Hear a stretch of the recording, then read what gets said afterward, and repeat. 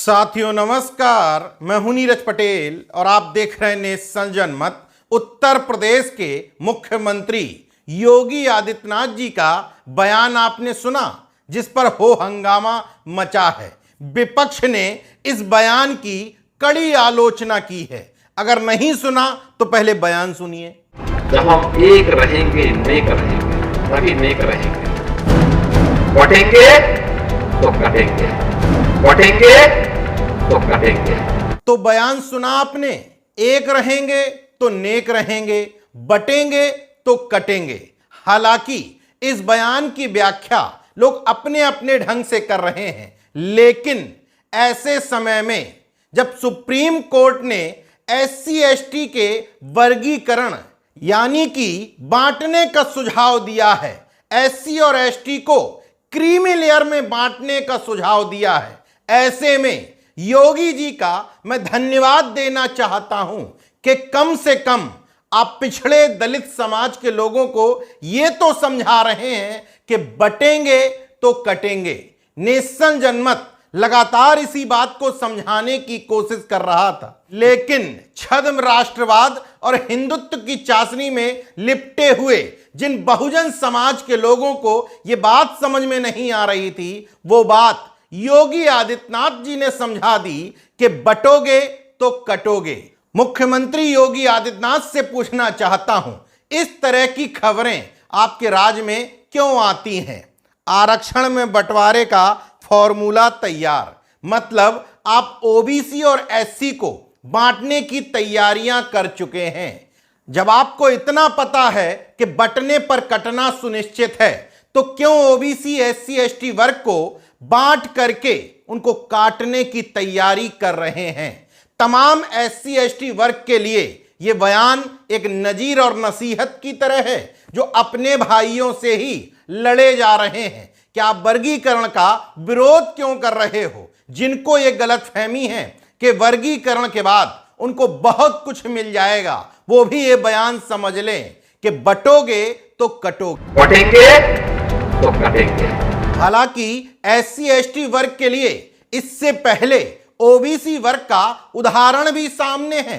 OBC चूंकि कभी वर्ग नहीं बन पाया, जातियों में बटा हुआ एक समूह ही रहा, तो जब आरक्षण देने के साथ ही OBC को क्रीमी लेयर और नॉन क्रीमी लेयर में बांट दिया गया, तो आज OBC की स्थिति देख लीजिए। बटा हुआ OBC आज कटा हुआ महसूस कर रहा है। इसलिए नेशन जनमत की अपील है कि योगी आदित्यनाथ जी यही बात सुप्रीम कोर्ट में बैठे जातिवादी वंशवादी न्यायाधीशों को भी समझा दें।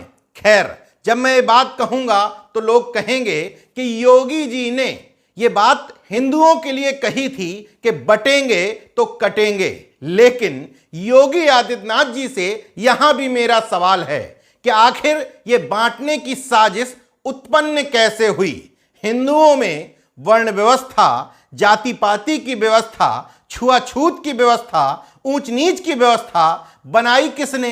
मंदिर में ये प्रवेश कर सकते हैं, ये नहीं।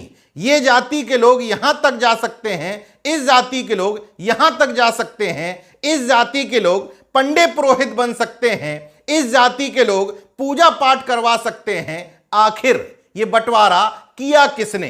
सोचिए, जिस धर्म में धागा पहनने का आधार भी जाति हो, धागा मतलब जनेऊ पहनने का अधिकार जाति से तय होता हो, उस धर्म के लिए योगी जी कह रहे हैं कि बटेंगे तो कटेंगे।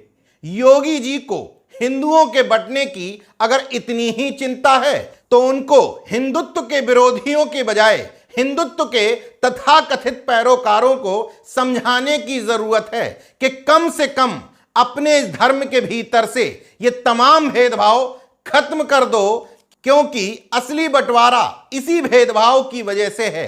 वैसे योगी जी सामान्य जनता को यह बात समझाने की बजाय हिंदुत्व के ठेकेदारों, धर्म के झंडावरदारों और कथावाचकों, पंडो पुरोहितों को समझाने की जरूरत है, क्योंकि वो ही कथा मंचों पर बैठ करके एक जाति के वर्चस्व का गुणगान करते हैं, आरक्षण का विरोध करते हैं, अपने ही हिंदू भाई की प्रगति पर अंकुश लगाते हैं और उनको छोटी जाति का साबित करने की कोशिश करते हैं। बहरहाल यह भी कहा जाएगा कि आपने ये बयान पूरा नहीं सुनाया। योगी जी कहने की कोशिश कर रहे थे कि राष्ट्र से बढ़कर कुछ नहीं हो सकता। तो यहां मैं भोले भाले अंधभक्तों को समझा दूं, अगर योगी जी राष्ट्र के मामले में कह रहे थे कि बटेंगे तो कटेंगे, तो राष्ट्र का मतलब हिंदू से नहीं हो सकता।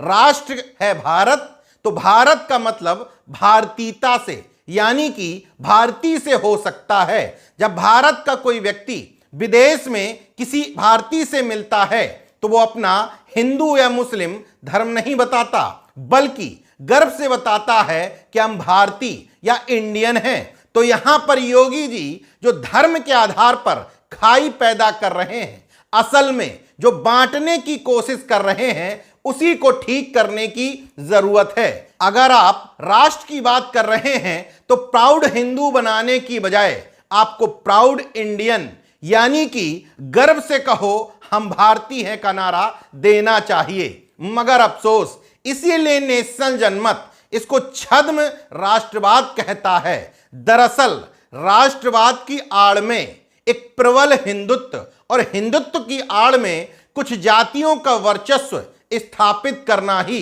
असली मकसद है। अगर ऐसा नहीं होता तो उन तथाकथित ठेकेदारों को समझाने की बजाय जो हिंदुओं में जाति के आधार पर भेदभाव करते हुए अपने ही धर्म के कमजोर लोगों का शोषण करते हैं, उनको समझाने की बजाय ऐसे जनता को ज्ञान न दे रहे होते। बहरहाल जो भी हो, नेशनल जनमत योगी आदित्यनाथ जी को धन्यवाद देता है कि कम से कम जिन बहुजनों की आंखें बंद थीं उनको आपने समझा दिया कि बटेंगे तो कटेंगे। देखते रहिए नेशनल जनमत, जागरूक और सजग बने रहिए। जय विज्ञान, जय संविधान, जय लोकतंत्र।